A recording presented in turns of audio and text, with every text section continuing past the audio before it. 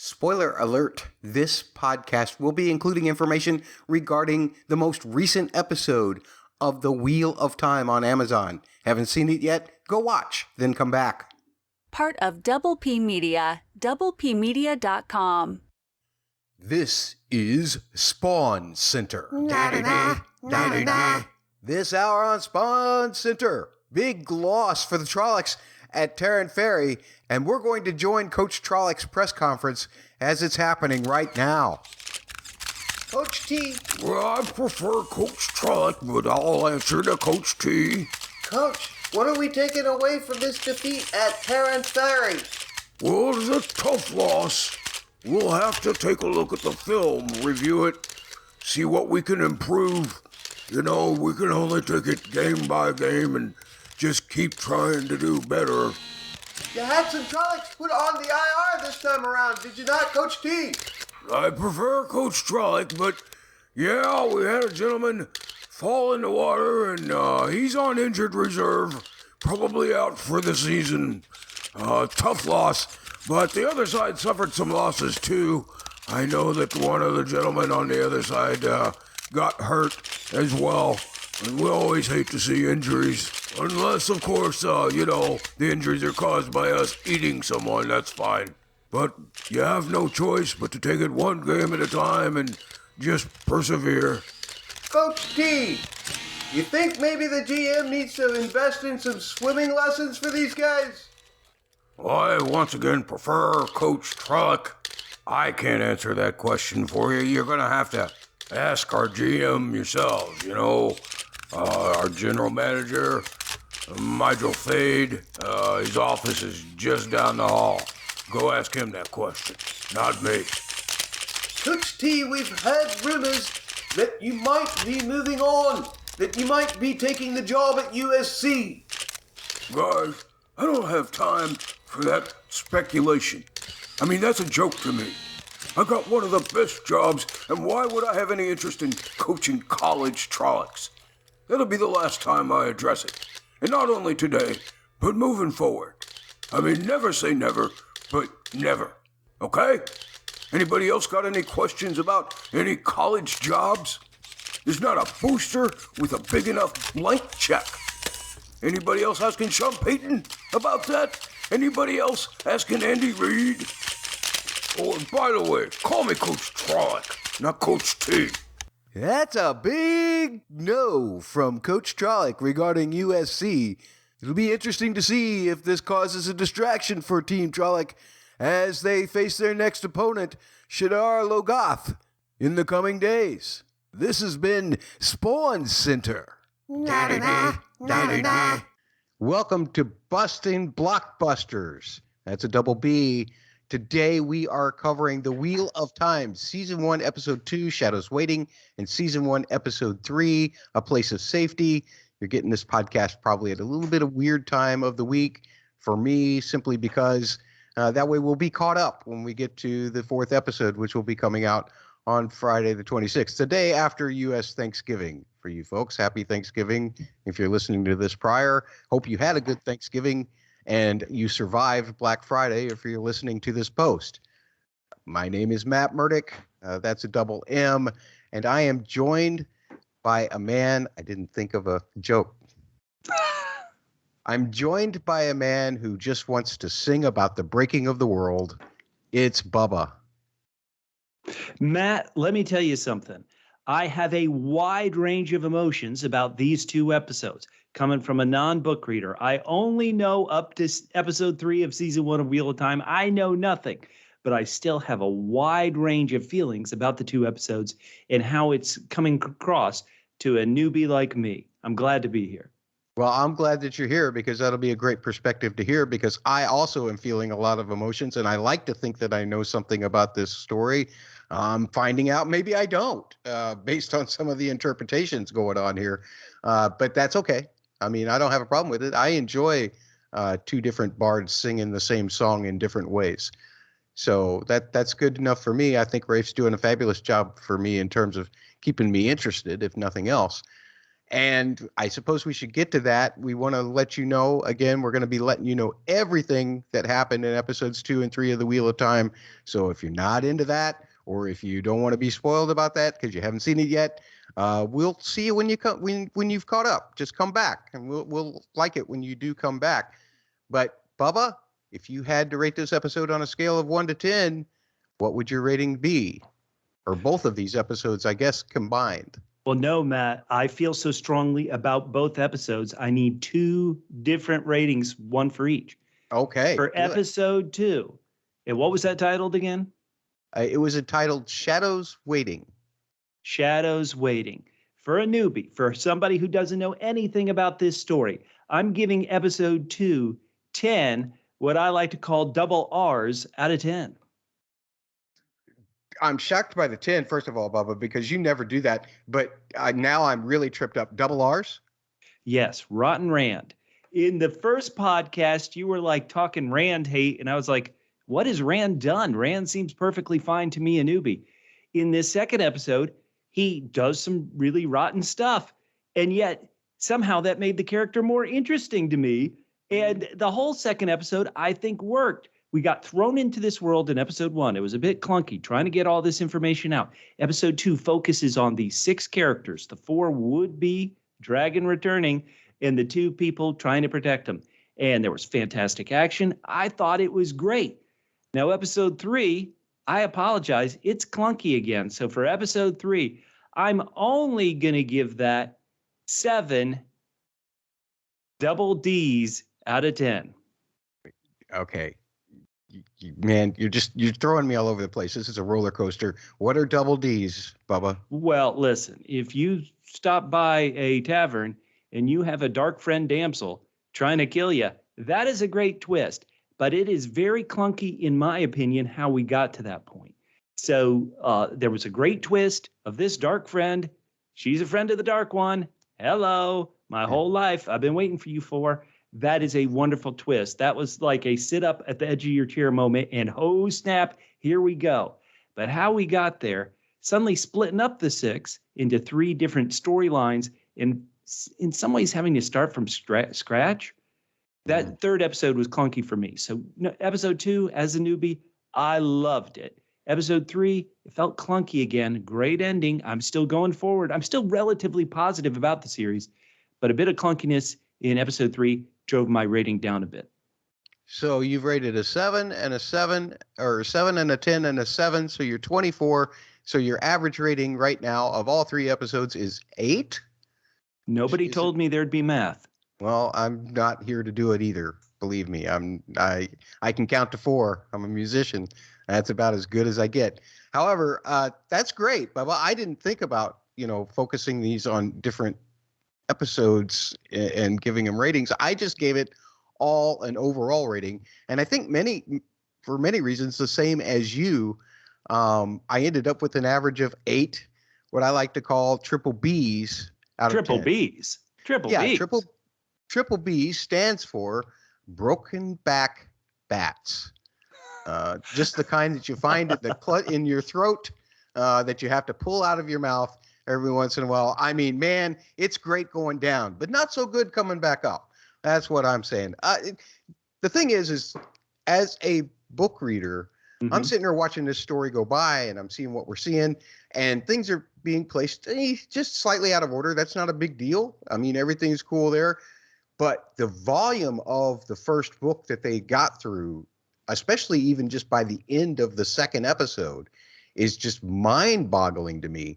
In fact, I could only do what I had to give it some kind of special episode metric in order to understand what the heck was going on with this. Episode metrics. I call that special metric the TAGTT-BSDF. That's a special episode metric for you all. And what it stands for is they are going through this book so darn fast. Well, if anybody's watched our coverage of the Last Kingdom series, which started on BBC America, I think it was BBC Two and BBC America here in the States, and now has moved on to Netflix, they go through a book every 4 episodes. I don't think the Wheel of Time is going to go that fast, but That story moves fast, and you're absolutely right. Even as a newbie, I can tell this story's cooking. Yeah, it's moving. There are a lot of things that have been very compressed, and yet at the same time, they've taken some moments and they've expanded them out to the point to where you really get a chance to think about them, and you even kind of look at them in a different way, or a little bit of extra stuff has been put in there that can give you a new twist on things, which we can talk about in the third episode, A Place of Safety. When we get to it, I'll talk to you about that. But there was a lot to enjoy in these two episodes. I particularly really love I know you didn't like episode 3 nearly as much, but I particularly really like the introduction of Tom Maryland. He's one of my favorite characters from the first book, and we finally got him, and this guy is delivering a take on it that I'm really enjoying. So I can't wait to talk to you about him as well. But folks, we've given our ratings. We've told you what we thought. Just kind of a little snippet. We'll get into deeper in a minute, but we want you to know that we must know what you think. We have to know what you think. I mean, our lives depend on it. Please save us.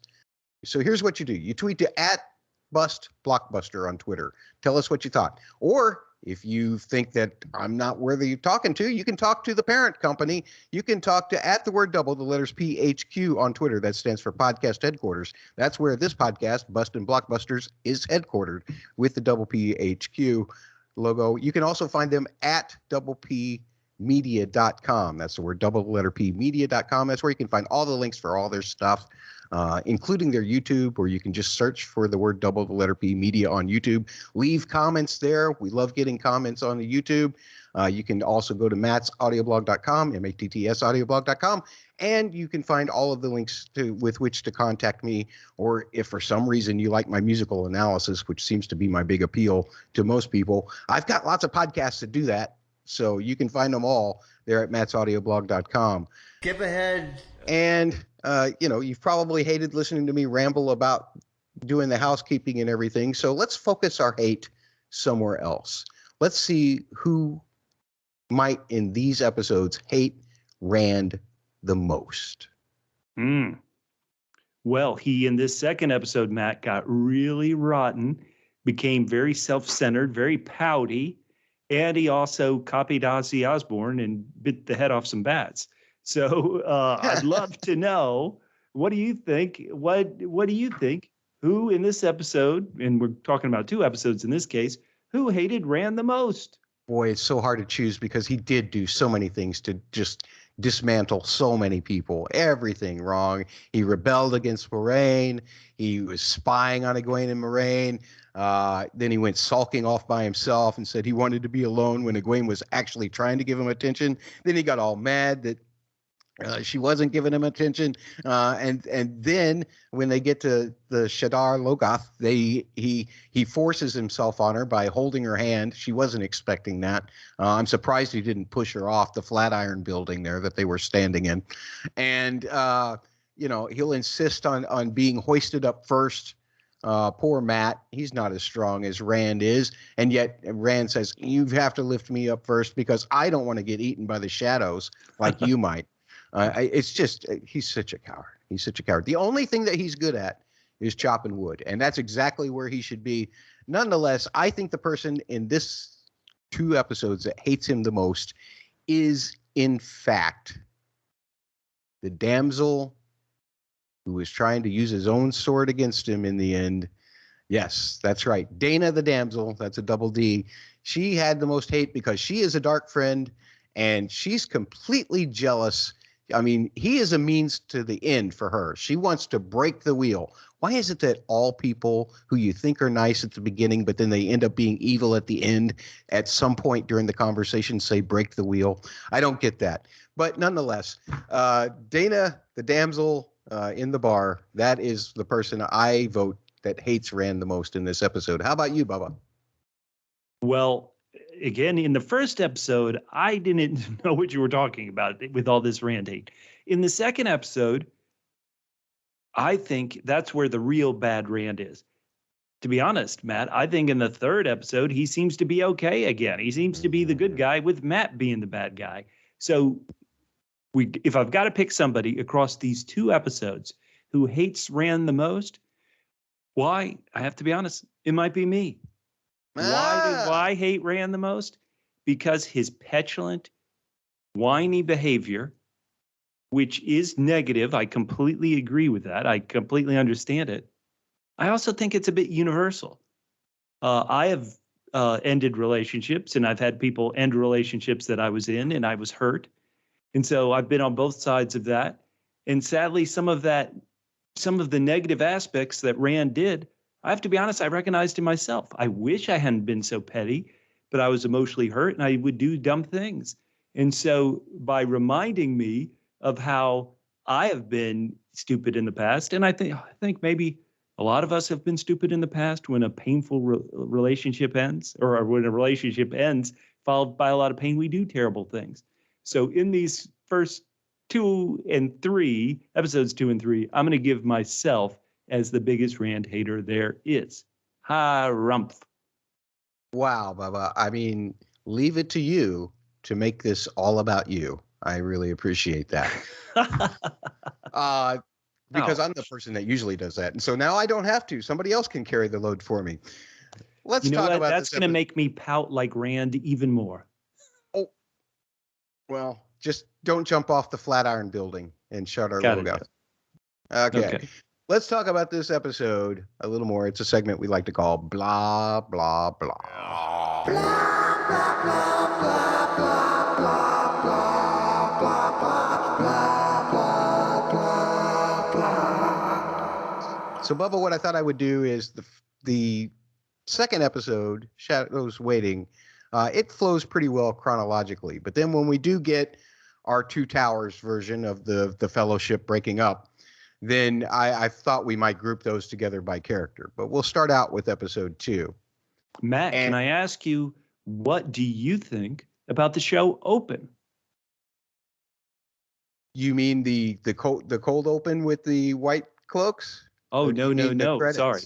I meant the credits, the opening titles. What if you want to talk about that at a later time, that's okay. But it felt like we didn't talk about them all in the first episode. Did they appear in the first episode? They did not appear in the first episode. There you go. Not in the form that they were there in the second and third episodes at all. All we got was a title card and a little bit of the theme in the pilot episode, and then we got the full-on theme and all of that visuals. Bubba, did it remind you a little bit? I know that since you're part of the Double P, that you've probably watched an episode or two of His Dark Materials. Did it kind of have that same kind of visual kind of vibe to you as the His Dark Materials opening? Matt, that is a great note. I don't know if you're about to hit me with some knowledge that I don't know, like that was made by the same title company, or it just goes with Lorne Balfe's score very similarly to His Dark Materials. But I just think it was interesting seeing all this weaving. It feels like, as a newbie, I don't know if I'm supposed to take this weaving as an actual weave or just kind of like metaphorical weaving of strands and stories and choices that we all have to face. And so I thought it was very beautiful to look at, and the score I think is lovely. But I don't know. Should I be looking for something more? As a book reader, does it stand out as something more than that? It stands out to me in 7 words that I can never say correctly in a row. Oh, wow. The wheel weaves as the wheel wills. And so, yes, the lives that you're seeing made on there are a tapestry of the wheel turning and weaving and everything. And that's what makes these characters that we're following so significant, is because the wheel doesn't necessarily apply to them as much. As Moraine pointed out, or I pointed out in our prior episode, that these people that she was looking at were Taviran, meaning that, they kind of weave their own destinies around them. Skip ahead. And like you said, Lorne Balfe's score went perfectly with this. I don't know if the visuals were made to his score or if his score was made to the visuals, or if they made them in separate rooms and it just happened to work together really well. But that's typically the way that everything Lorne Balfe touches turns to gold. And we're going to be actually talking about that theme in the music section later on. Heck yeah.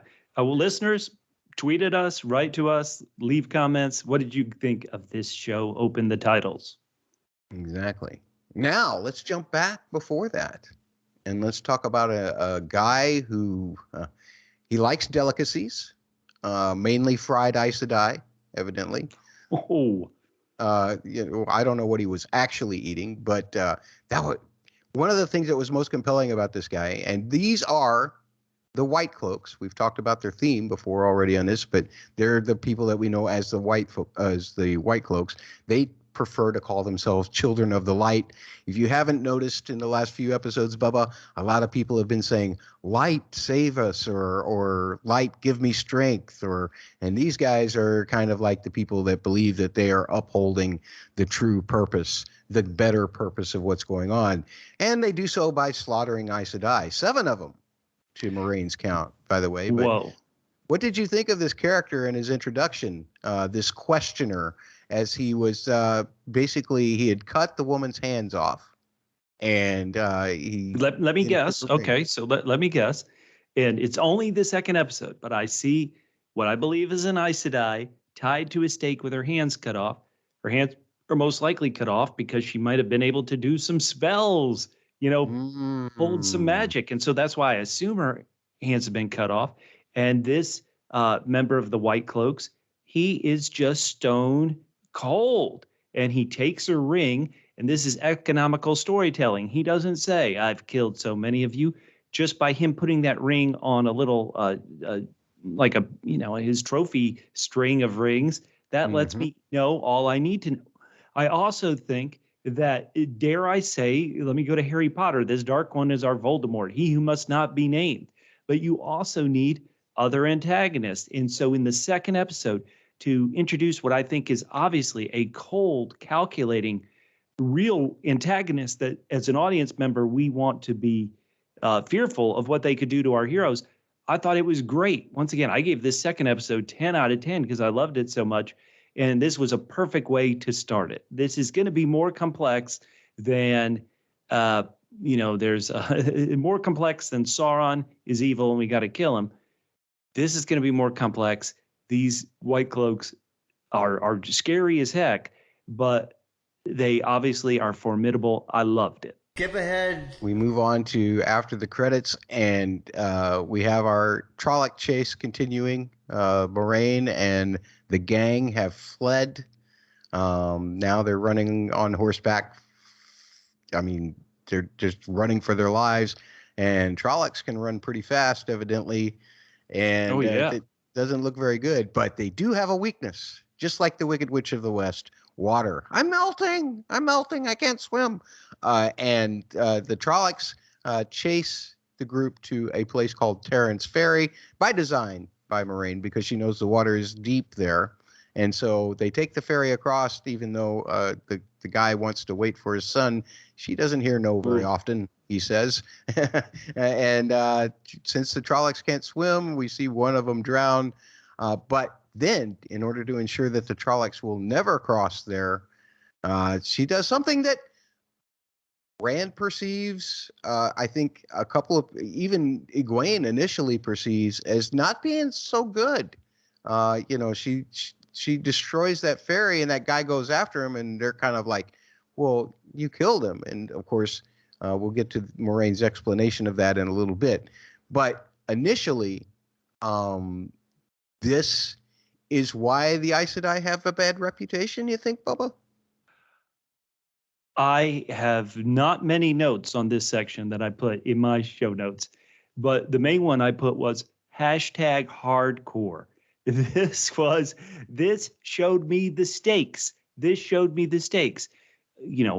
feel terrible, as anyone would, for the ferrymen. I feel terrible for our heroes, our 420-somethings who have to see this and feel like their lives have caused this ferryman such death and terror, destruction in his life.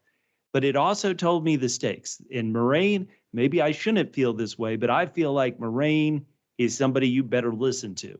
And so if she's willing to go this far, that tells me as an audience member, as a newbie who doesn't know, this is how big the stakes are. I loved that scene. How about you break my heart and tell me that scene isn't in the books? Because it was incredible. It's absolutely in the books, Bubba. Okay, loved and it. I felt like they did it justice. Skip ahead. As Moraine, I guess we'll go ahead and say it. As Moraine explains later, she didn't do that to him. He did that to himself because she had no choice but to do that whole whirlpool for that ferry. And whether he chose to jump in and go after it. Is that a good excuse? Does that let's do the moral debate right now. Okay. Is what Moraine says the equivalent of stop hitting yourself? Stop hitting yourself. You know, yes, he did it to himself, but he wouldn't have been put in that position, obviously, if it wasn't for her. That's true. I guess she didn't want to steal the ferry. They could have just stolen the ferry, I suppose, and then destroyed it themselves. But right, and held him maybe at sword point so he doesn't. But do then he would have been rash. killed by the Trollocs anyway, and then the blood would be more on her hands than they would have been on his. Yeah, I don't know. Yeah, I know. I think she did everything right. The one thing I think she could have done or should have done is found a way to not let him dive into that water, to keep him on the opposite shore with them. Somehow she needed to do that. And she has a lot of magic. And heck, she has a tough guy, Lan, who has a sword and could have kept that guy from going. He could have kept that guy from going in. It's as much on Lan takes a lot of blame for things in these two episodes, kind of being the guard post for Moraine's morals. And so if he's going to take the fall for that, he can take the fall for this. He should have stopped that guy. It's Lan's fault. Let me say that, this show has so many beats. Once again, as a newbie, I apologize, listeners. It has so many beats that feel like a Lord of the Rings type beat. But Gandalf never killed some sucker. Gandalf's actions never caused some ferryman to drown in a whirlpool. Whoa. Love it. Love that it's a mature, that actions have consequences. I don't love the ferryman drowning, but I love a story that puts us in that position to consider it. So loved it. I love the fact that the one moment you can feel for Rand is when he thinks about that guy too, a little bit later on, even though it's in complete rebellion to Moraine. It is, yeah. But, speaking of Moraine, I mean, she's got to be using a lot of power doing all of this stuff. And she's even, I guess she's given a power up to the horses too, so that they can keep running in the same way that these Trollocs keep running. But Rand is ready to plan an insurrection. Moraine kind of explains herself to Egwene in a way that I guess in a little bit Egwene understands better. And it doesn't hurt the fact that she taught her that she can use a little magic too, that she can access a little one power, because the first two were Moraine, but the third one was all Egwene. So use the Force, Luke. Then you have Perrin, who's being nice to Egwene as well, with take my coat. I'm freezing and I'm in pain, but you need the coat more than I do. And then nobody's getting any sleep. Because the Dark One is, in fact, shoving broken-backed bats down your throat. That was extremely gross and very alarming, and I loved it. And then that ends up causing the next morning for Rand to completely rebel. And Moraine just says she's done with Rand, and she's done with having time because she's starting to feel weak. They got to get somewhere quick where she can feel better. Everybody in the gang goes like, well, she shoots fireballs. Maybe we should listen to her. I think that was Matt that said that. Skip ahead. Matt, as you're going through everything, I just want to kind of run through some of my notes, if that's okay. So my first note is that when Moraine had that moment with Egwene, it felt like Moraine was starting to test the four. Starting to see, okay, I know one of these four might be the Dragon Reborn. Now let me see if I can start testing them, see if I can get a bit better. And I thought the exposition here in this second episode was so much better. Now, Rand, let's not gloss over it. Rand is butthurt. He is feeling dumped, which in some ways felt a bit of a shock. In the first podcast, I said, oh, it seems cool that Rand understands that she needs to leave him to do this thing that she wants to do. But no, he's butthurt. And then as he started dreaming, and I didn't know he was dreaming, my first note was, oh no, Rand has COVID, because he was coughing so bad. Oh. But then it was like, oh snap, he just spit out a bat. And this creepy dude is stalking him with ember eyes. I thought it was great. And then everybody having a dream. This feels very much like Stephen King's The Stand, The Walking Man everybody dreamed about. So good. These characters who I thought I knew a little bit about. Once again, now a whole episode where I could spend with all six. I can start to know them. I can start to know their vibes. And even if Rand, once again, is acting inappropriately, I did understand him. And that made him more compelling because I thought I could understand him.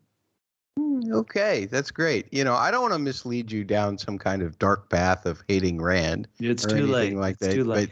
But I feel like you would have found. It seems to me that after watching the second episode, you would have found some of that on your own. Now, it all depends on your perspective. If you're looking at this completely from Rand's perspective, he is maybe his actions to everybody else's butt hurt, but he's feeling the pain. You got to understand that too. But eventually, they have to get over all of that, and the kids start to catch up with Moraine and Lan. I love how Lan was just kind of sitting back saying, yeah, you'll be back. You'll be back. You'll be coming along. And so he was just hiding back there, and there they go. But then I guess he goes riding ahead. After that, Lan's all over the place. Lan covers 3 times more countryside than everybody else does, it seems like, because he's always coming up from in front or from behind. He's both the front and the rear guard, I suppose. And with that group of kids, there's nobody else to do the job. But at any rate, there's White Cloaks coming. And it just so happens that we meet one of the commanders, who was the gray-haired gentleman, and then we get introduced to this gentleman that we saw earlier as the questioner. He's kind of like the part of the Spanish Inquisition that makes you realize your sins, and he punishes you accordingly afterwards. But you're going to confess no matter what.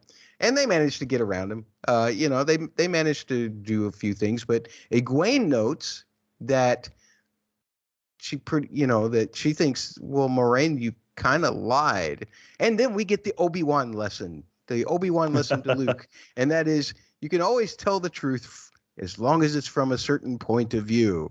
Basically it's just like, well, when you're hearing the truth, make sure that you're actually hearing the truth. And nothing I said was a lie. I'm bound by that oath, but nothing that I said was technically a lie. There's something a little shifty about that, don't you think? But then again, I thought there was something a little shifty about Obi-Wan. I think it's great that I called her a great spinner of light and a great spinner of lies. She knows what to say. And because that opening scene led me to be, to have trepidations anytime these White Cloaks are around, I want her to spin these lies. I want her to get away already. We're not even 30 minutes into the second episode of the brand new series. And as a newbie, I wanted her to get away. Now, don't answer this, but the fact that they hid her ring, I had always assumed, I guess, in the first episode, in the trailers, that these people, these Aes Sedai, have the power within.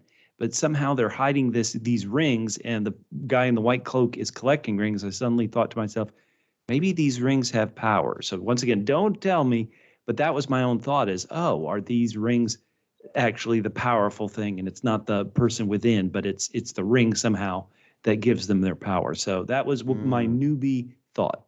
Then, after a little bit of hard writing, it's time to kind of slow down, sing a song of Manetheren, learn a little bit of something about your own village history. I mean, it's a full day these people are having. White Cloaks, hard writing, singing, storytelling. I mean, what a field trip. I mean, I love this field trip so far. And then they end up making camp. And Rand doesn't want to collect his wood unless he can complain to Egwene about something. And Egwene saying, hey, man, just look at me. And, of course, he pulls the old, I'm an ex-boyfriend, I'm going to try and get you back. I could never hate you. And so there you go. That's what happens. I didn't mind any of this. Once again, he's hurt. He was an a-hole. Remember how he dissed Land and said, "Oh, you're an errand boy." Oh, I didn't mind any of it. I even like that they had a fight. People only really have fights with people who they care about. A lot of times you don't have why do you fight with your family so much at Thanksgiving when we're about to record this? Because you care about them so much. So it was good. I was drawn in. Even the stories they were telling about the history, I was drawn in as a new viewer. Bubba, I wonder how you perceive this next set with Perrin. And he's checking his leg. His leg is hurting him. All of a sudden, he seems to be surrounded by wolves. And what you think is going to be a really tense scene ends up turning about, he's getting his leg licked by a dog. Is basically, and he's none the worse for it either. So that was kind of interesting. What did you take from that? Why would those wolves be so tolerant of a big dinner like that? Now, this is my guess, and it would be the same thing when these wolves appear in the third episode as well. But because these 4 heroes are having these dreams of the Dark One, of those ember eyes, Voldemort, he who must not be named, is entering their dreams, is stalking them. To me, it's like I said in the first episode. Moraine says that I want to find the Dragon Reborn because they're the only ones who can, fix the world that's broken. But there's a part of me that said, well, isn't there a chance that they'll make it even worse, that they could be just as bad as the original Dark One? So when somebody who you think is suddenly a hero is got some possibly deadly wolves turning to their side, to me, it's supposed to make me think, as a viewer, which one of these 4 is the Dragon Reborn, and is it, in this case, Perrin, because he has some powers of his own, just as we know Egwene has powers, and we'll later find out some of Rand's powers. To me, that's like, oh, snap. Maybe Perrin has powers, too, in that old blood, and he could be the Dragon Reborn. Yeah. Excellent points. Skip ahead. Moraine is getting weaker, and they have to lay down for the night. They're very close to this place called Shadar Logoth, which is the city that they end up in just a few minutes. But because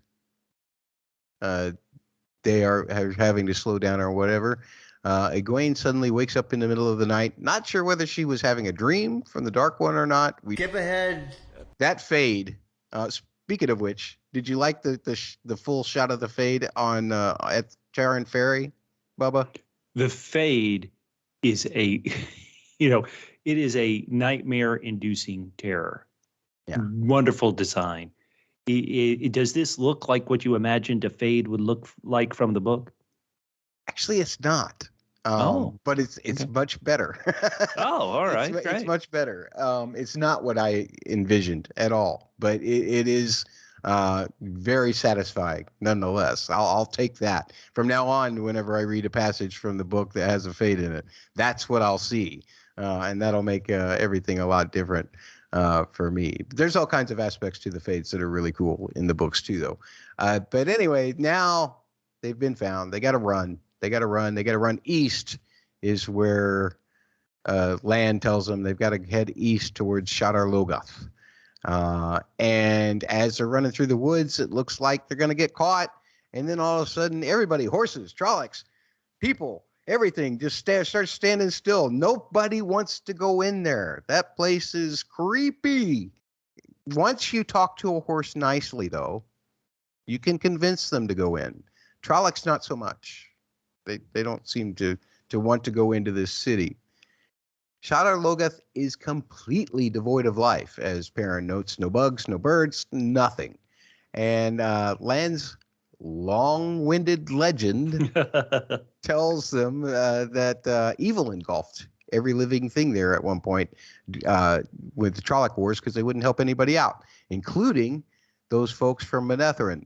And Rand, of course, he's got a little more pouting to do. So he goes off.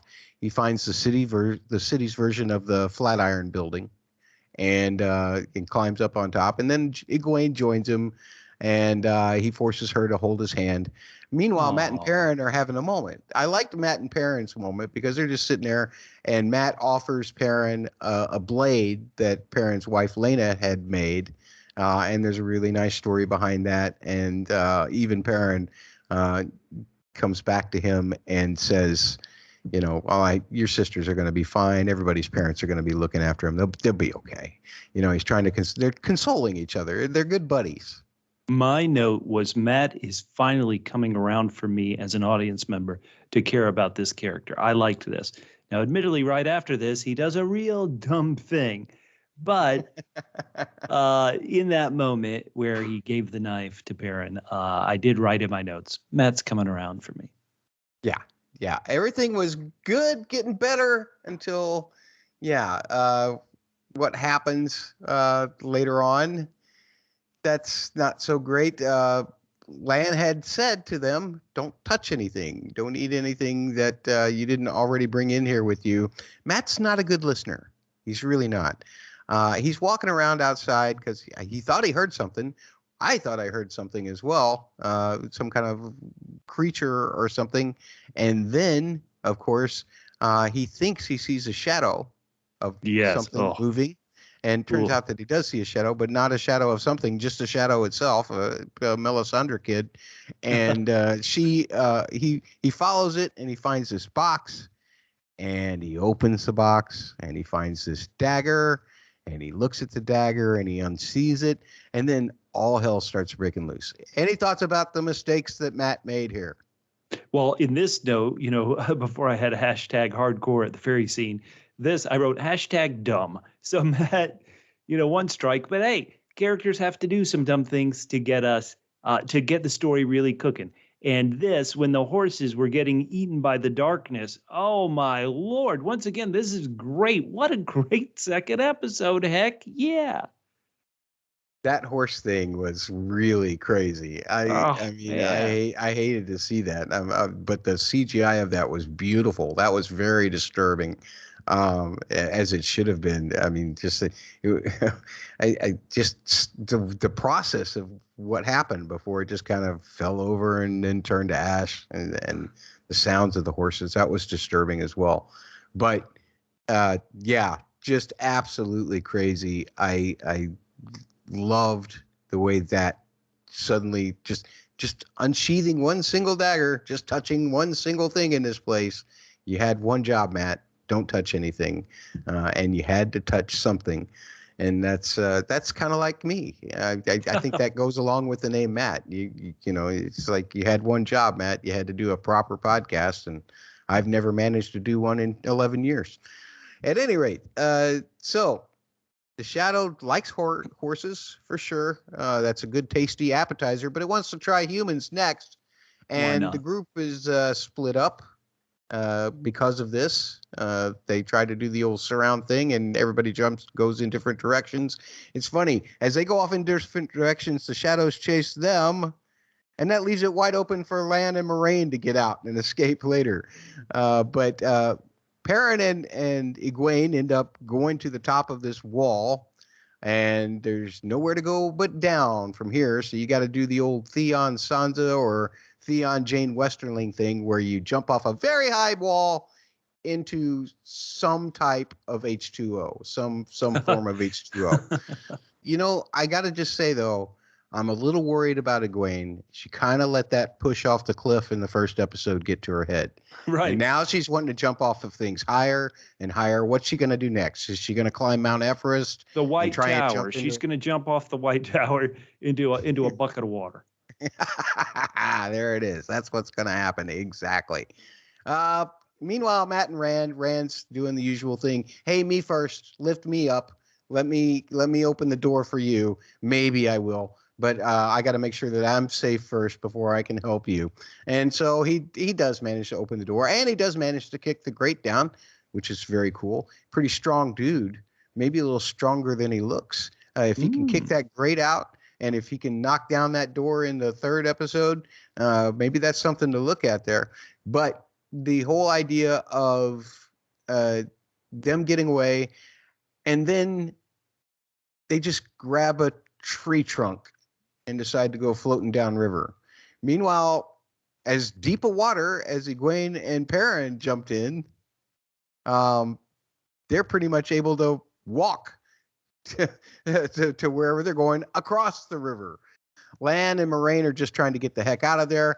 Moraine's lucky that her horse didn't become dessert, and as it was trailing behind, and so they're out of there. Moraine is about to pass out, and Lan helps her down. That's that shot from the trailer that I couldn't tell you what it was. And then we have him trying to tend to her, and he's got a Trolloc weapon at his neck. And can I say from my notes, Matt, from my notes, I wrote officially, what's her name is back. That's right. Nynaeve is back and cut to black. Exactly. So that was a wonderful and very expected reveal. I saw that first episode, and I said in our first podcast, to me, if they didn't show her die, she wasn't going to die. But for her to suddenly be here out of the blue, it was shocking to me. So good work, Nynaeve. Yeah. And we're going to hear Lan ask Nynaeve the same question multiple times. How did you track me all the way to Shadar Logoth from where you were? Which is an interesting thing that she never answers. I'm glad you mentioned it, because that was going to be one of my clunky things about episode 3, is it's quite obvious that she never answers. And because it's only the third episode, part of me is wondering, is she not answering because there isn't really a satisfactory answer? And so the fact that you're answering, you're raising this question about how did you follow us? How did you find us? We're maybe hundreds of miles from Two Rivers. So I'm glad that there may be an answer to this. I don't know if it's a satisfactory answer. Please let there be an answer. Otherwise, my score might be lower for episode 3. Okay. Oh, no. Okay. Well, it starts off as you assume in the present day, Nynaeve is still holding that Trolloc blade against Lan's throat. She flashes back to how she survived the time when we thought she was being drug off. She's getting drugged by the braid. Ouch. And then she manages to slip away while her captor stops for lunch with a fellow employee or on a fellow employee. I'm not sure. This was Trolloc on Trolloc crime. It was Trolloc on Trolloc crime. I always hate to see this. I hate it when my brethren turn up on themselves. When you're Team Trolloc, these are the kinds of things that you hate to see. And then she starts to get chased, and she slips, and she falls, and she finds a place where she had been the day before, scrubbing toilets, and she's no longer scrubbing. Now she's trying to hide, looking to save her life. The Trolloc comes in, and, man, she just spent all that time cleaning, and now she had to mess it all up again with Trolloc blood. She had to cut that Trolloc down. He pulled his knife out. She managed to get up from behind him and stab him a few times herself, and there you go. One Trolloc down. That pool will never be sacred again now that it's been soiled by Trolloc blood. But you gotta admire her taking the time to do the braid flip after she done the deed. Very heroic moment. I loved it. The braid flip. I said in the trailer, I said that it marks her as a bad bleep, and she definitely went all bad bleep on that Trolloc that time around. She had a Schwarzenegger in the 80 action movie type kill on the Trolloc. It was great. Yes, absolutely. It was fantastic. I thought it was a great way to dive into it. It was very convenient that there was the Trolloc on Trolloc crime, which allowed her to escape. But by this point, I'm in the show's corner. I roll with it. I'm good with it. If she's going to be part of this journey, come on, Nynaeve, hop on board. Let's go. Yeah, and she has. And now we're back in the present, and Lan is surprised that Nynaeve was able to track them. He takes responsibility for those pesky kids getting away. He would have gotten away with it, too, if it had not been for those pesky kids and Nynaeve looking for him. But then he asks Nynaeve to help him with Moraine. She says no. She says she's going to kill him. He says, "You're not going to kill me." She tries to kill him. He says, "I can't believe you tried to kill me," and he knocks her out. And just a few moments later, she's all tied up, or just the next time we see her, she's all tied up. Moraine is in bad shape, and Lan gives Nynaeve some water. She offers to help if she gets some answers as to what's going on. Or she says she'll let Moraine die if she doesn't get her answers. And Lan is still wondering how Nynaeve tracked her. And he ends up watching her. He's watching her very closely at first. He watches her make it some kind of healing potion. It isn't working all that well. It's going to take a minute. And Lan tells her to watch Moraine, and he leaves on a mission shortly after that, and to go find additional help. And she's like, "You're going to leave me here with her? You're going to," he's like, "What choice do I have? I got to find help." So that's what he does there. Any notes on any of that? Just those moments, and you referred to them, like Lan says, "You won't," and then she does try to kill him. That's what you want. Things can't be easy for our heroes, even amongst the heroes themselves. So once again, still positive in this episode, at least on this storyline. On this storyline, yeah. So Lan's out. We get another shot from the trailer of him racing through the woods. We get another shot from the teaser trailer of him standing on his horse on a cliff, looking out at finding help. And then he returns to a Moraine who is, I don't know if she's dreaming or if she's a little delusional, but you hear her whispering, "Shion." Nynaeve says they're only going to have a couple of hours before the medicines give out. And then the last shot that we see of them, they come down this road, and lo and behold, there's some Aes Sedai up in the cliffs. I guess this is what Lan was looking for. And Lan and Nynaeve and barely conscious Moraine run into Liandrin, that red Aes Sedai that we met at the beginning of the very first episode, who's found her, not the same guy that we saw, a new guy who calls himself the Dragon Reborn. He calls himself the Dragon Reborn. Now, given what we know that Moraine knows about this guy look 20 years old to you? He's lived a hard 20 years. Maybe he's a smoker. Yeah. We don't spend too much time with them. Just, we're constantly checking in with that storyline. Makes perfect sense. I'm excited to see where it goes now that we've met the red Aes Sedai. Yeah, it's the red Aes Sedai and the guy in the cage, whose name evidently is Logain, and I'm sure we're going to know more about him in the future. So Perrin and Egwene, they walked across water basically in order to get the direction that they're heading back in the last episode. Now they're running through an open field, and they find a place to start a fire. There's wolves howling around all the time. And when they start the fire, there's not really much of a question for us as viewers as to who started this fire. Probably not for Perrin either, but he plays along and says, "Who started this fire?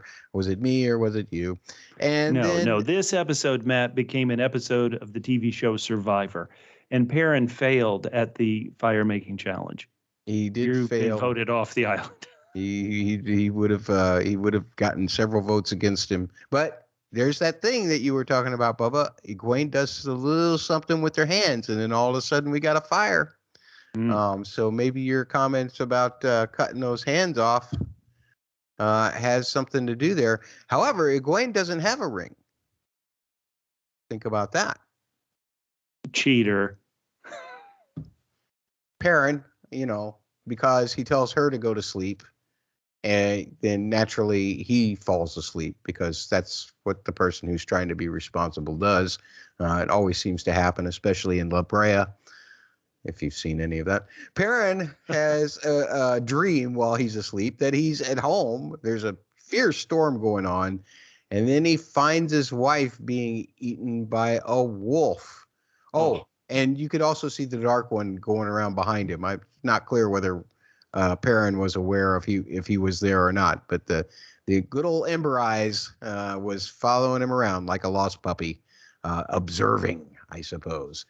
And so he wakes up suddenly because, there's wolves They're barking heavily, and maybe that's why he was dreaming that Lena was being eaten by a wolf.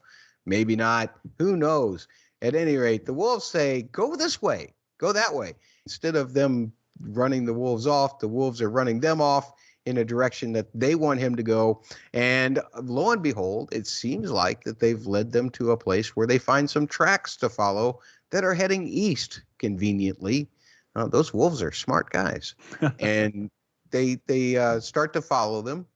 Any thoughts about any of this? What do you think these wolves are? Why are these wolves doing this? Well, that is a great question. I don't know. It's either something bad tied to the Dark One, who's using the wolves to push further and further and further, or I'll just go to my own thought, which is, why is Perrin afraid of these wolves when in the previous episode he was slightly afraid, and then he realized, oh, they're licking my blood. They're trying to take care of me. So it's like, does Perrin not trust that moment that just happened to him? Does he not want Egwene to see that moment he might have again with the wolves? It could go either way, but I know it's not just random luck that this is happening. Obviously, this is happening for a reason. I don't know if it's a good reason. Hey, these wolves are going to be your allies, Perrin, and that's your power. Or if it's a bad reason, the Dark One wants you to know he's on you. They find those fresh tracks. They start following them cautiously. And later the terrain tends to make Perrin offer to go ahead. And Egwene says, no, it's all for one and one for all. We're the two musketeers. And what happened to him wasn't his fault. We find out that the wolves were directing traffic to these tracks, and they follow these tracks. But hey, sing me a song. You're the piano man, or you're the Perrin man. I don't know that tune. Yeah, not only do you have to tell them that you do not know the song, but you have to tell them in a very specific way. And that's very important. These people follow a tradition. They speak in this way all the time to anybody that they meet. And then they say, we didn't mean to intimidate you. Just come and have some good food and these things.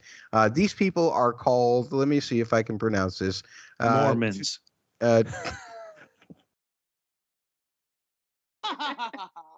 Okay, edit that out. Here we go. No, that gets a fake Polly laugh and stays in. Okay. Tuatha'an, I think is how you say their name, if I remember right. But, they're very practiced in the art of double S. Double S? Song speak. And they, people like Isla and Rayan, I'm not sure how they say that. I can't remember. It's been 5 minutes since I watched the episode, so how could I possibly remember?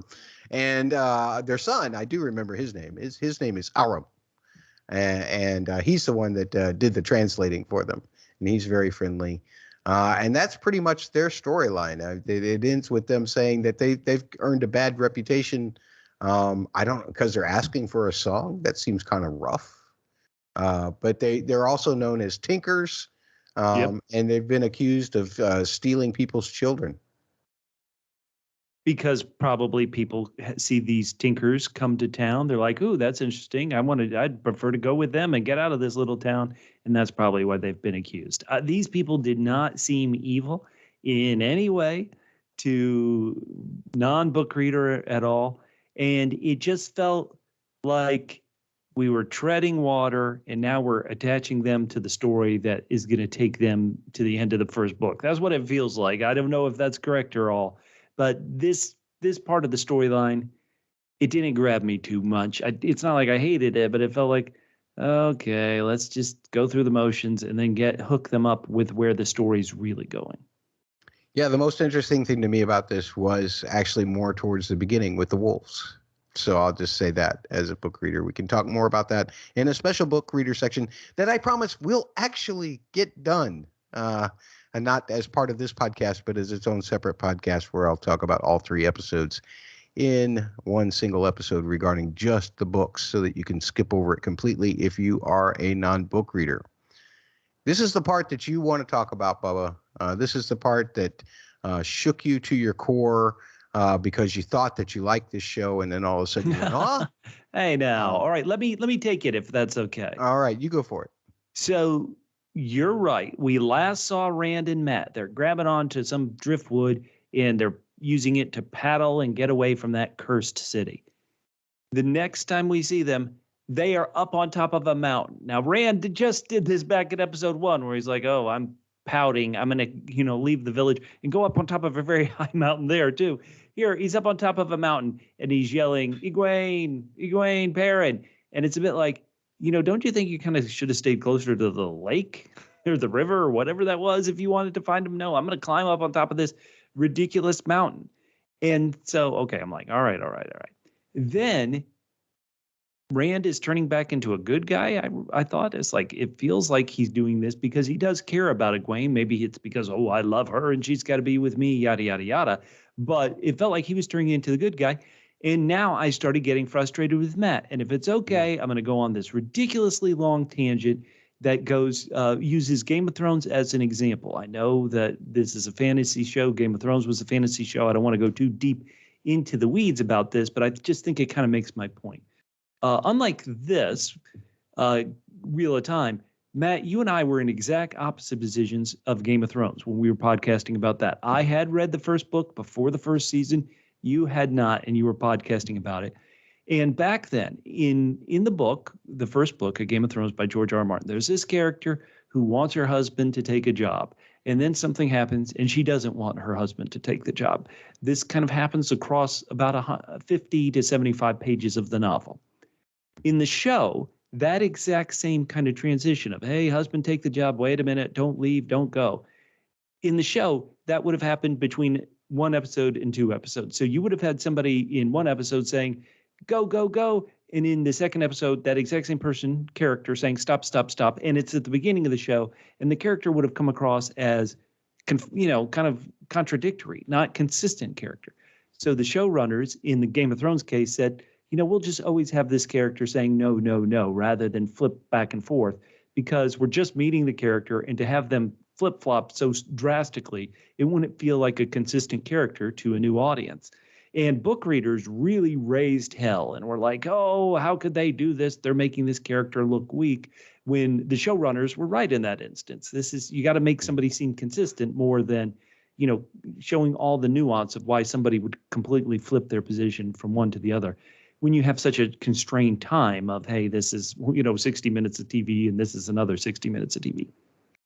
I went through that huge example because it comes to Matt. Now I'm watching episode 3, and none of this is consciously going through my head, but I'm watching episode 3, and Rand is suddenly like, okay, let's go to the White Tower. Let's go in the area that Egwene was going because I want to go to with Egwene.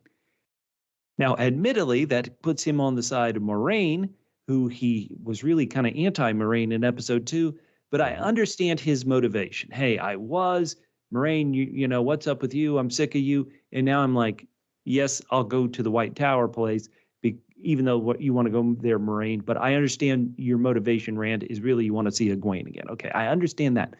But Matt, in episode 2, was the one arguing for Moraine. He's like, she has saved us from these evil Trollocs. So Matt, in my mind, as a new viewer, as somebody who hasn't read the books, is like, Matt, okay, Matt is on the side of Moraine, and he's okay with what the mission is of going to this White Tower place. In this episode, at the very beginning of episode 3, Matt is suddenly like, screw this, I want to go home. And I'm like, what? And then later on, it's because we find out he really cares about his sisters. He wants to take care of them. I think maybe it just feels like he's saying things, not like he feels them. To me, the fact that suddenly Matt is willing to say, screw this, let's go back home, I want to take care of my sisters, they haven't gotten that across to me. They've said it in dialogue. They haven't made me feel it or believe that, okay, this guy, Matt, who is kind of a scoundrel, who is kind of a cheapskate, you know, all these things, oh, but he really cares about his sisters, and that's why he'd suddenly flip and say, I want to go home. And maybe I'm interpreting this wrong, but as a new viewer, that is how this episode began for me, and it made me just be like, what is going on? Like I said, I wasn't consciously having all these thoughts about, wait a minute, you said this, this, this, and this. Instead, I'm just sitting there. Yeah, it just felt off. It felt clunky. It felt like, what is going on? And so I'm sorry I start so strongly about this, But after I loved episode 2 so much, this just didn't feel right to me. So I've gone kind of off there for a bit. I want to know, how did you feel about the beginning of this with Rand and Matt up on top of that mountain? Well, like you said, Rand's got to go home. And the closest thing he's got to home is to climb a bunch of rocks. That's the first thing I think that. And actually, I admire the fact that Rand had the sense of mind to say, Egwene's not going to go home. We can't go home because of whatever against Matt. I always mention about how episode 2, it focused on those 6 characters, and I really got to see them. But I didn't necessarily see this pairing too much of Matt and Rand. So when I think about them together, I think back to episode 1, where they were really tight friends. Rand, I believe, was giving Matt money, like, hey, you need these lanterns for the Wheel of Time festival, or of a lantern light that night.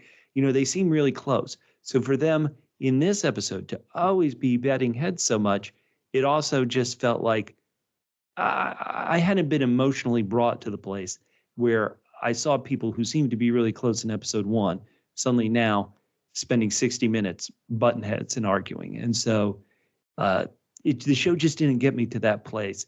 And so it made this whole story just very, very difficult for me. I would like to try and use some logic to get you to a place where you can understand it more.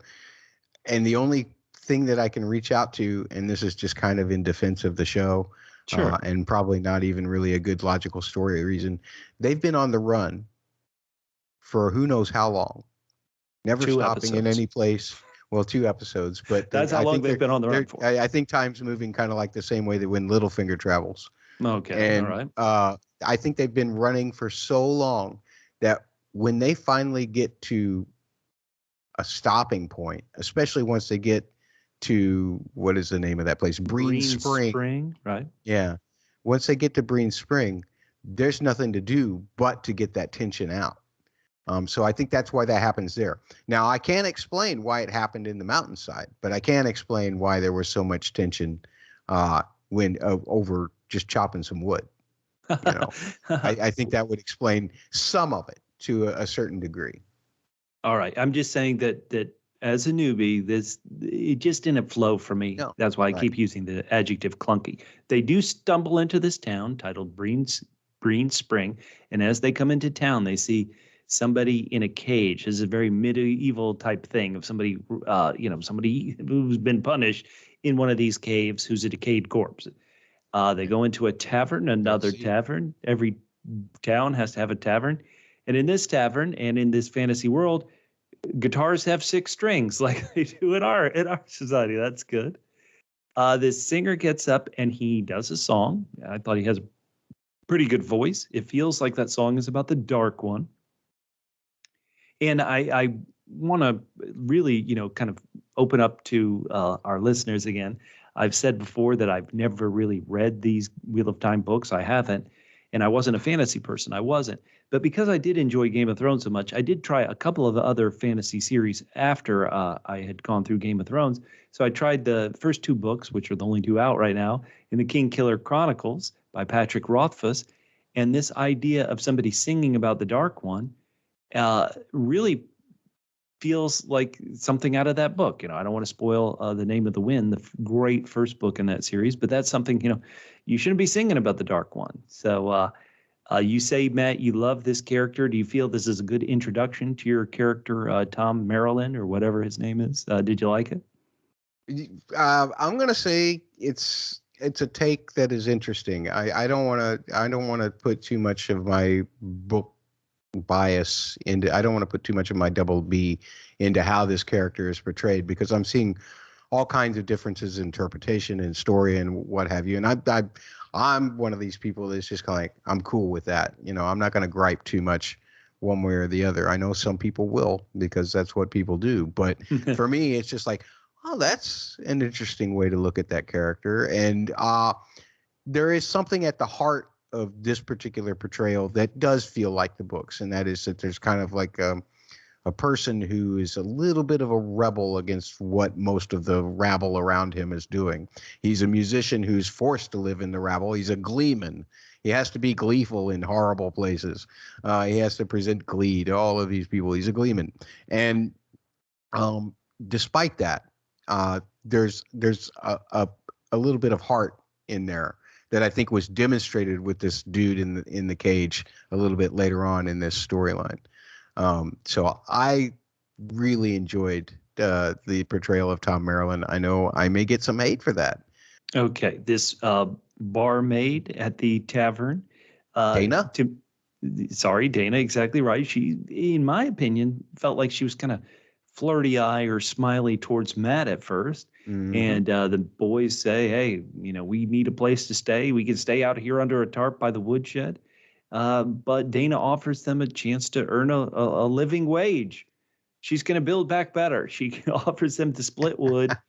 But Matt, once again, was just being I don't know what. I just couldn't get on his vibe. Okay, I didn't understand his vibe. I just was not, I couldn't take it at all. Matt is now moneyless because, he's a double M. He's a moneyless Matt because the he let musician somebody had a lift scam. his wallet, and then Right. Tom Maryland lifted it back, Robin Hood style. But then Tom Maryland, in Tom Maryland style, waved it in his face and said, now mine, which I loved. But that'll sour you up also. However, and you can say, well, we've been on the run for so long and all these tensions have built up. The only time I felt Rand spoke the truth to Matt, maybe the whole episode, is when he called him a bleep. Because he was being an absolute bleep in that moment. And it doesn't, as a guy who, has trouble with his parents but we saw in that first episode, he went to incredible lengths to find his two little sisters, and he reached out to Perrin at Shadar Logoth before everything started going down. So again, I feel like this doesn't seem like the same Matt to me. And I don't think the show is doing a very good job of demonstrating that in the right way. Let me just put it that way. Okay. Well, fair enough. Fair enough. When the two boys are complaining at each other, Matt goes inside while Rand is chopping wood, and then he gets totally owned by Dana, the barmaid. She just puts him down. I loved it. Hey, I'm a horse trader without a horse. Pointless. Loved it. So Matt goes out to steal from the thief in the cage, and this is where I begin to turn around a bit on Matt, because the singer's there, and he explains that the person in the cage, and I'm going to mess this up, Matt, was an Aiel? Okay, is that it? Aiel. Sure. And he was murdered because the townspeople, I assume it was the townspeople, didn't understand him. And so that's a real horrific thing, but it's also, dare I say, it's something we can understand, us non-book readers. Kind of anybody in the world can understand terrible things like this have happened in the past, maybe still happening. And so when Matt is honest and says, I was coming out here because I wanted to rob this guy because I'm in such desperate shapes, the singer, Tom, lets Matt rob the guy's dead stuff. And it seems to be, once again, I'm not sure I've emotionally made the connection, but it seems to be that Matt is stealing stuff for his sisters. So once again, this little bit of the scene allows me to at least come around on Matt, who I really hadn't liked almost at all in this episode. And maybe when he's like, I want to go back to my sisters, I want to go back to the village, maybe it's me as a viewer saying, no, that doesn't make any sense. The story needs you to go forward to the White Tower or whatever. And so maybe that's one of the reasons why I've been so tough on him. Yeah. Sorry, go. What did you think of Tom Maryland's response to Matt's honesty in that moment? I thought it was cool. I thought, it made this guy, obviously, he's not shady. He's a cool dude. That's what it made me think. Exactly. And he's pretty badass with a knife, as you find out later on. He's got knife skills. He's good at throwing knives. Maybe it's part of his Gleeman stuff. Who knows? But okay, all right. Hey, that would be fun.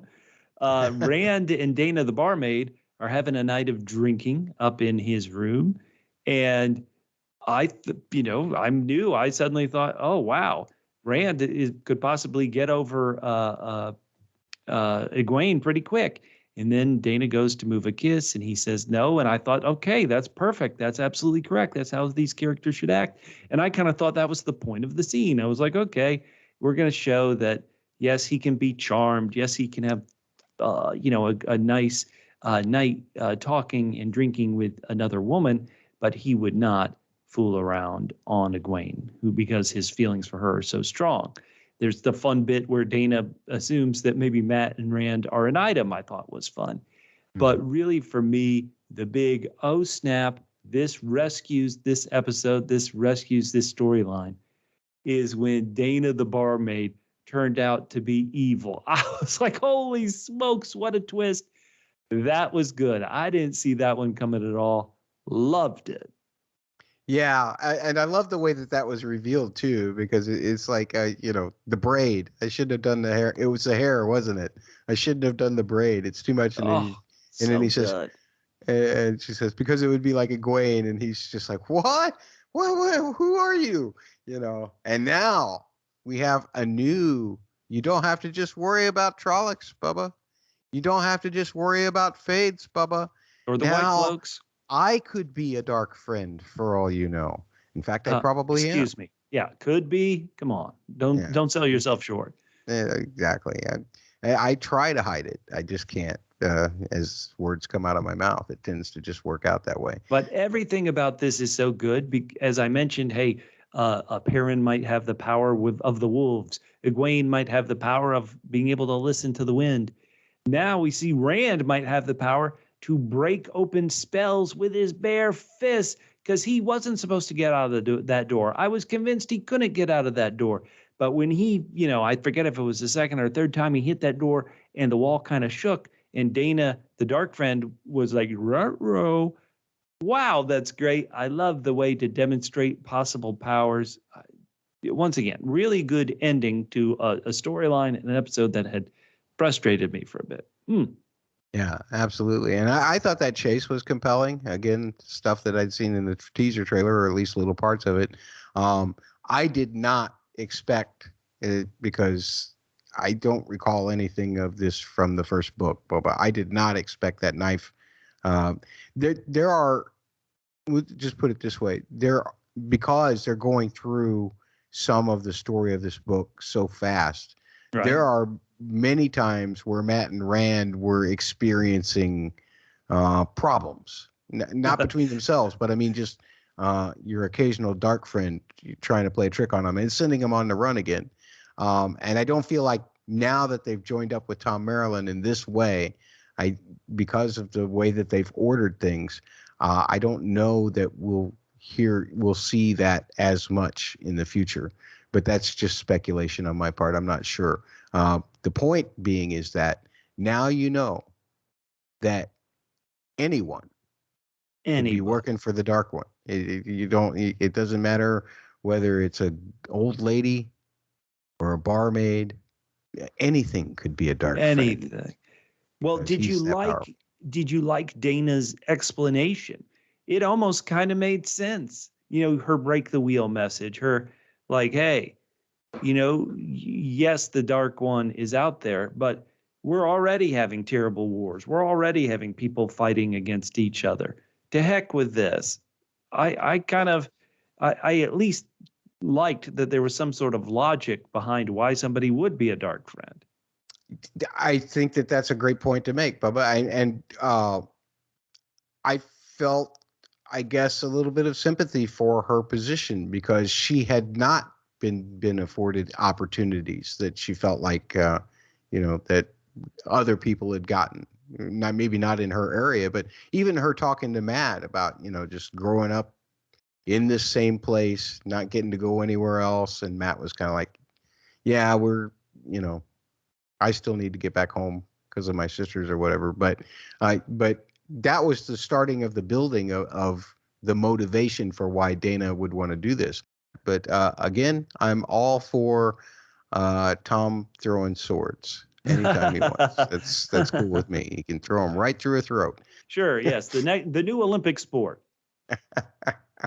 I imagine the people who listen to this podcast are huge fans of the Wheel of Time. So when I go off on my questions, the times I'm talking it's patchy or rocky, I don't want anybody to be turned off. If you disagree, I hope you disagree. I want everybody to love it like I love the second episode. And so I'm just trying to be honest with my appreciation. So I want you guys to comment at Bustin' Blockbuster. Oh, I'm going to mess it up again, aren't I, Matt? At What is the Bust Twitter Blockbuster on Twitter, or you Love can tweet to at the word double, the letters PHQ. Remember, if you're tweeting to PHQ, Bubba's not a book reader. Don't spoil him. Please don't spoil him because he's want to enjoy this. But if you have viewpoints on what he's said that we've already seen as evidence in the show or what have you, feel free to go just let loose on him because give me some comments. I love it. Yeah, absolutely. And also leave some comments down here on the YouTube because we want to definitely hear from you there as well. There can be nothing worse than me trying to do a nice segue. So what's worse than my segue? It's the game What's Worse. What's worse? Okay, so Bubba is going to ask a question to me, and I'm going to answer. He's going to present two possible answers, and I'm going to have to argue one, and then he's going to have to argue the other, and then we'll flip it. And that way, I will do the opposite of what, or I will do the same as him, and he will do the opposite of what he just did. That makes sense. Bubba, give me your what's worse question to answer. Well, okay. What is worse? Taking a cursed knife that kills a bunch of horses or being mean to your ex? So Matt versus Rand. Matt took a knife that killed some horses. PETA is very upset with the making of that episode. Or is it worse to be Rand and to treat an ex who you broke up with on good terms so poorly? Let's hear it, Matt. What's worse? Well, I mean, you shouldn't have asked this question, Bubba, because you know the answer I'm going to go with. Of course, treating your girlfriend the way that Rand's continually treating Egwene throughout the course of both of these two episodes. Mm-hmm. First, get away from me. No, love me. Why don't you love me? And then, oh, kiss me. No. Oh, I hate you. No, I could never hate you. I mean, come on, Rand, grow up. That's worse. Okay. What we just heard is Matt approves of dead horses.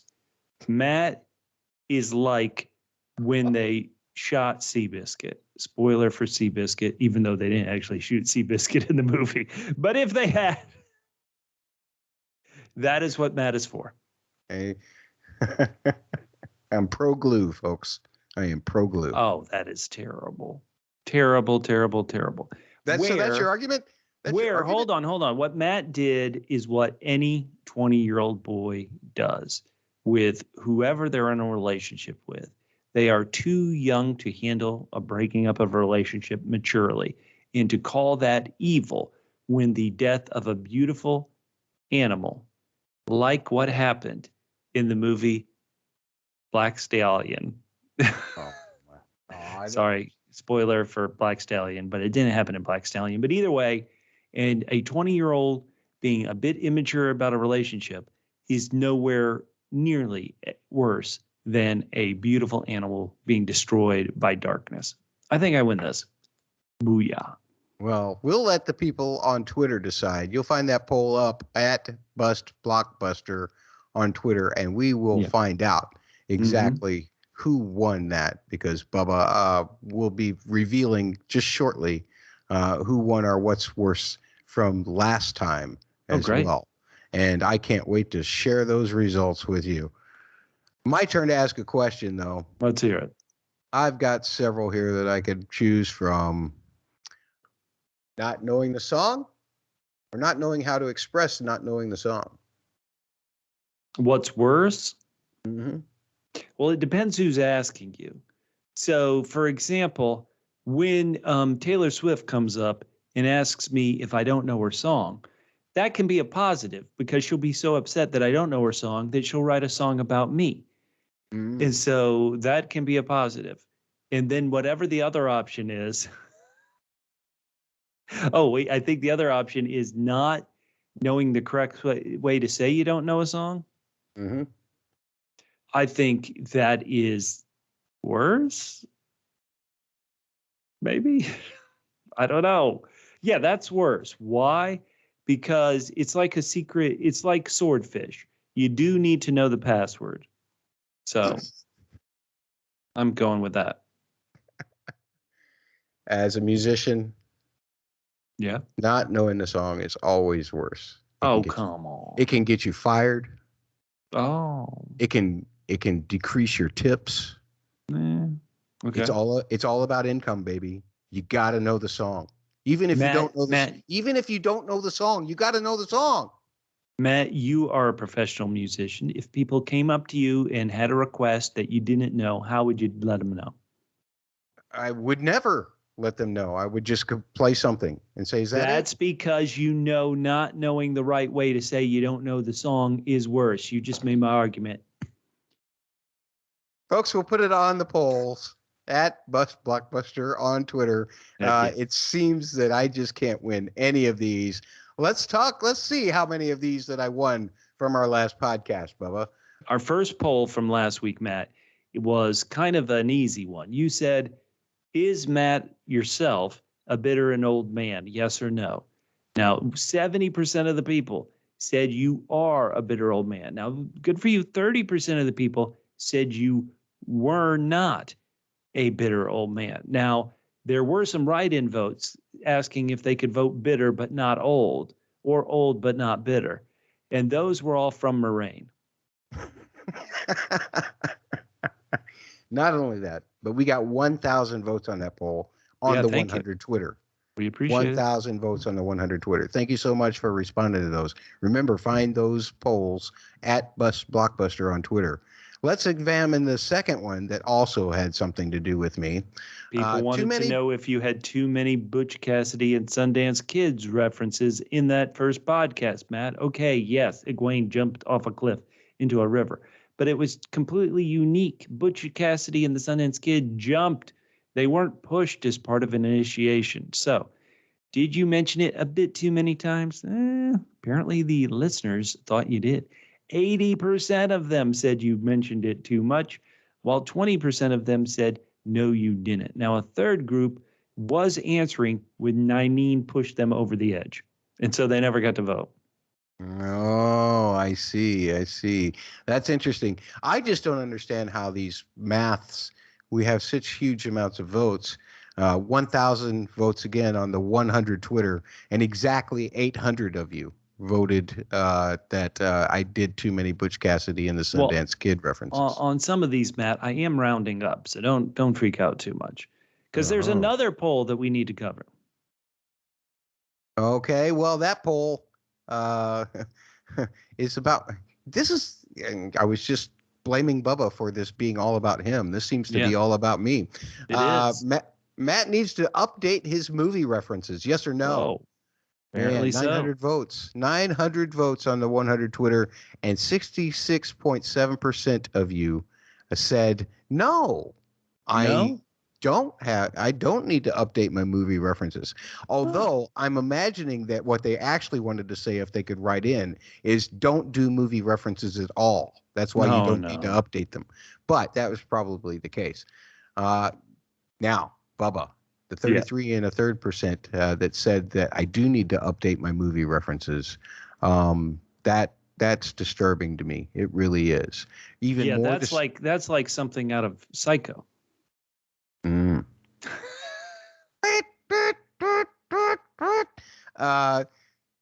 These polls, these last polls covering our worst questions from last time are even more disturbing to me.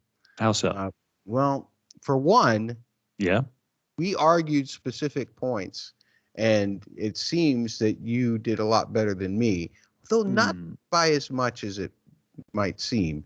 Even we only had 800 votes on this poll on the 100 Twitter, and what's worse, lusting after your best friend's girl or accidentally killing your wife. You actually didn't say anything, so I win by default.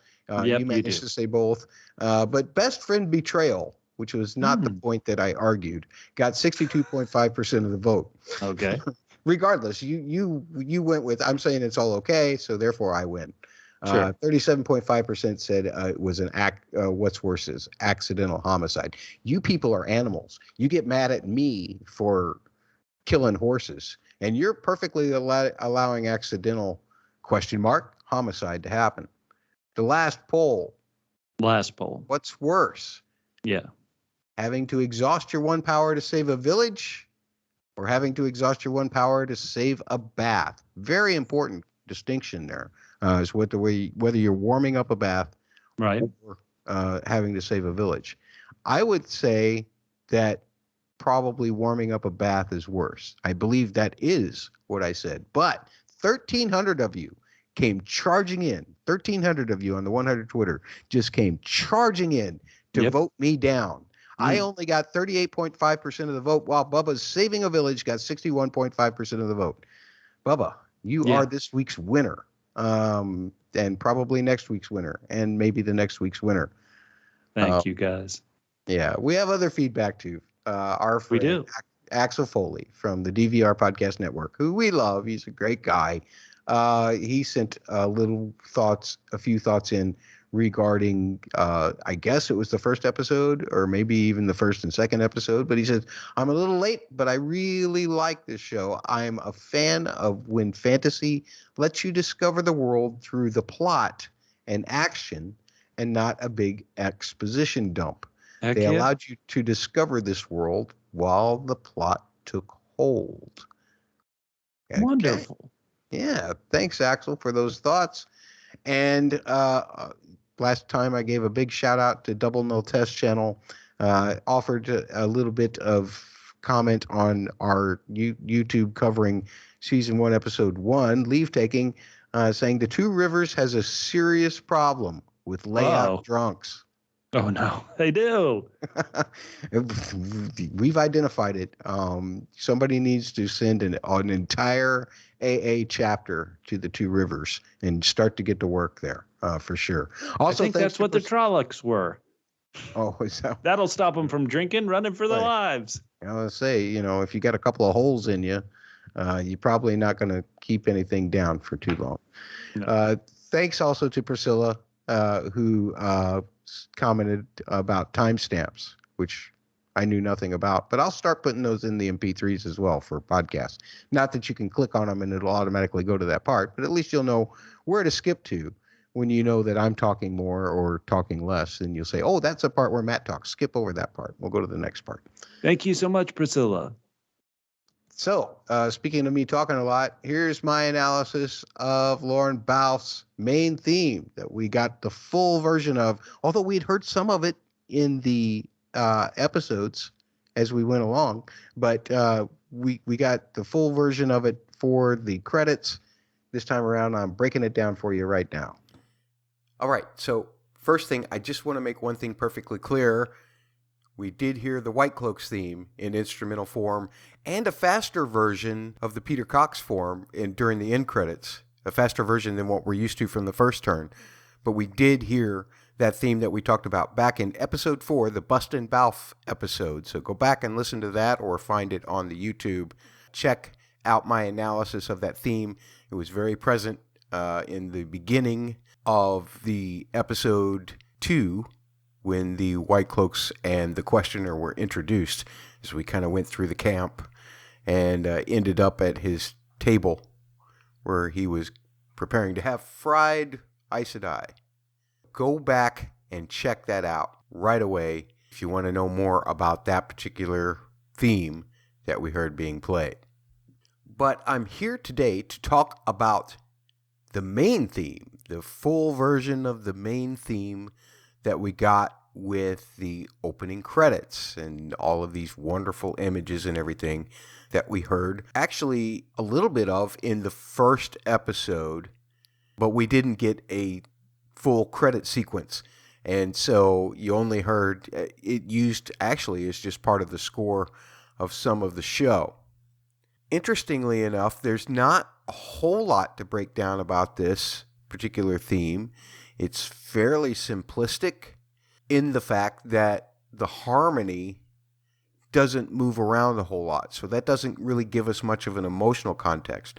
But one of the things that I always look for in a main theme is it something that you'll end up humming in your car when you're just thinking about the show? A lot of themes become iconic like that. The Game of Thrones theme is one. I particularly think that His Dark Materials main theme is also one of those. But I've analyzed both of those in the past, looking primarily at the melodic shape and what that might say about the overall narrative. Now, unlike Lorne's passion for His Dark Materials, where he had read all of the source material prior to composing for that show, he admitted on The Dusty Wheel that he was not as familiar with the Wheel of Time series in terms of the source material. So I don't know how much guidance he got specifically as to the overall story of the Wheel of Time before he composed this main theme, or if he was just looking to give us a narrative of just kind of a general quest. But this can usually be done, narratively speaking, by looking at the melodic shape of a theme. The way that the shape goes higher or lower, and how big the jumps are in between. So let's just start by playing the entirety of the melody phrasing, and then I'll tell you what that melody shape tells me after I play it.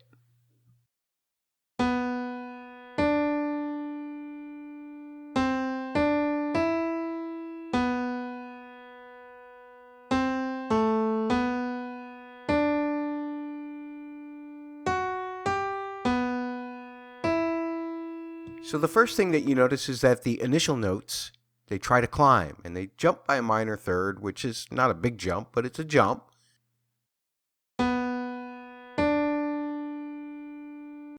And then it stepwise motions towards the main place where the key feels centered, but it instantly goes back down to where it started.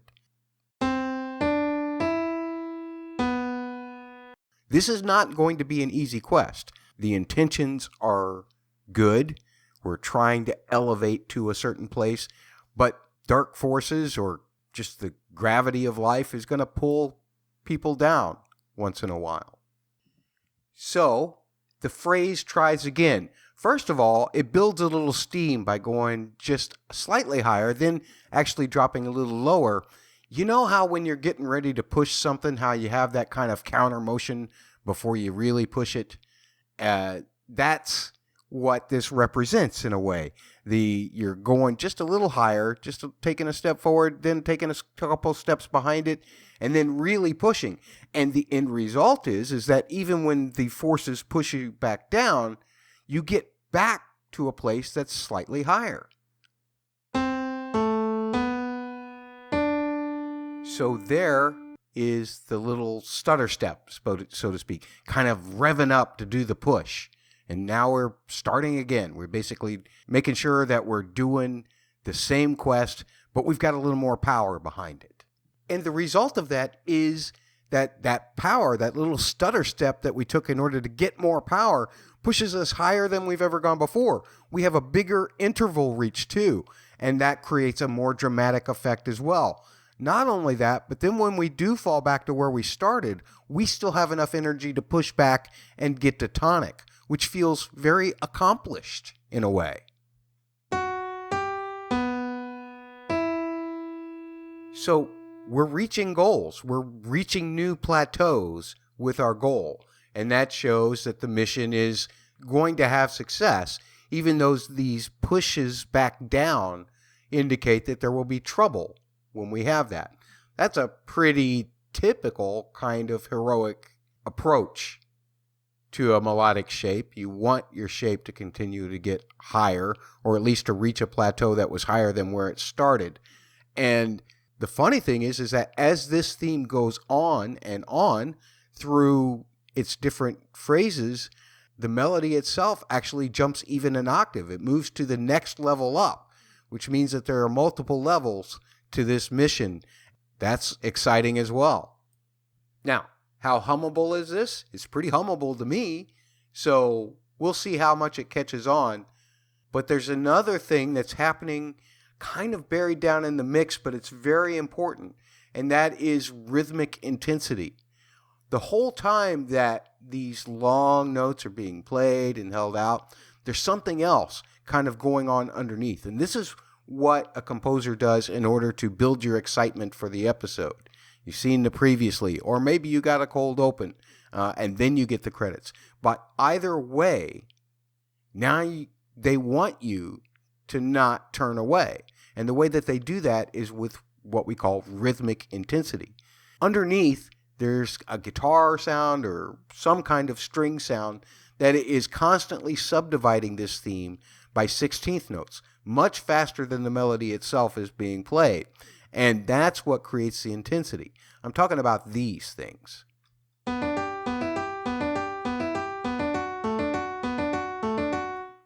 Doesn't sound quite as cool on a piano as it does on the guitar, but that's what creates that rhythmic intensity. That and the visuals are designed to make you want to see what happens next.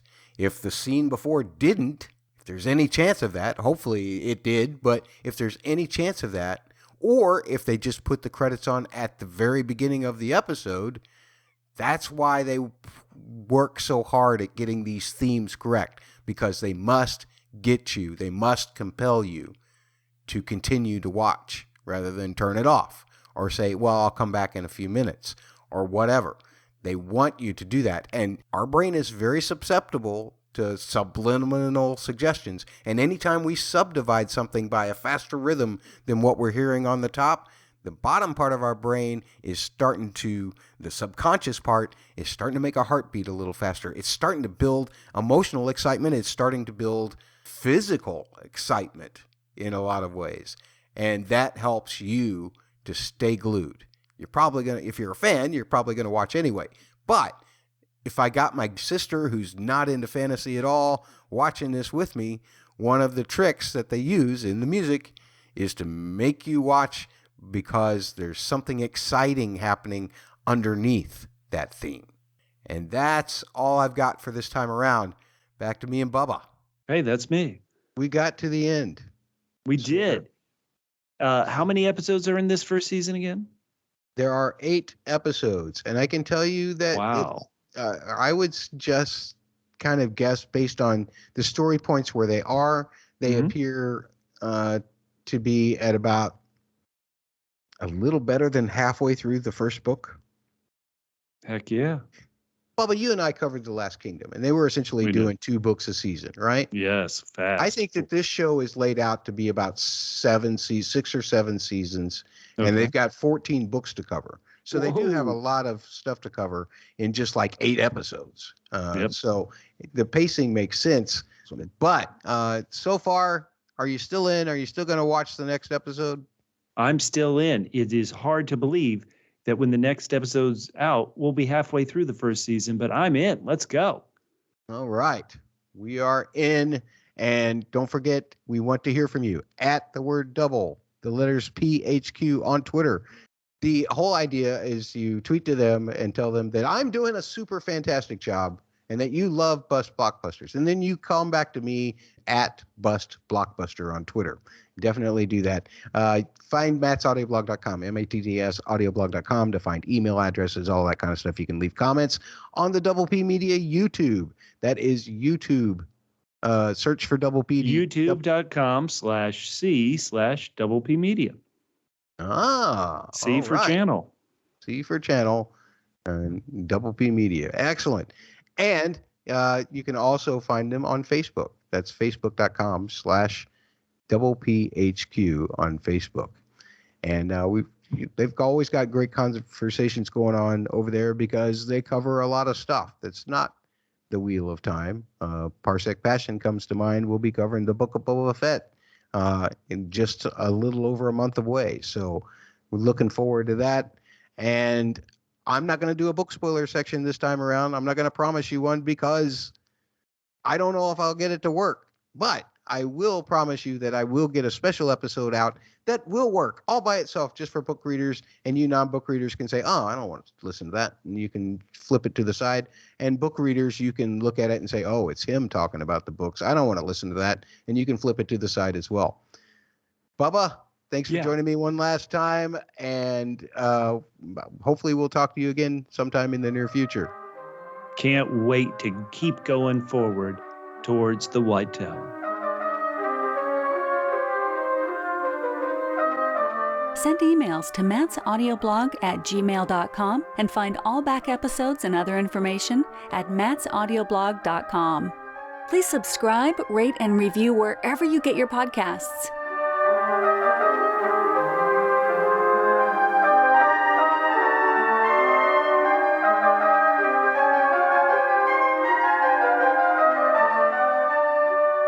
Part of Double P Media, doublepmedia.com.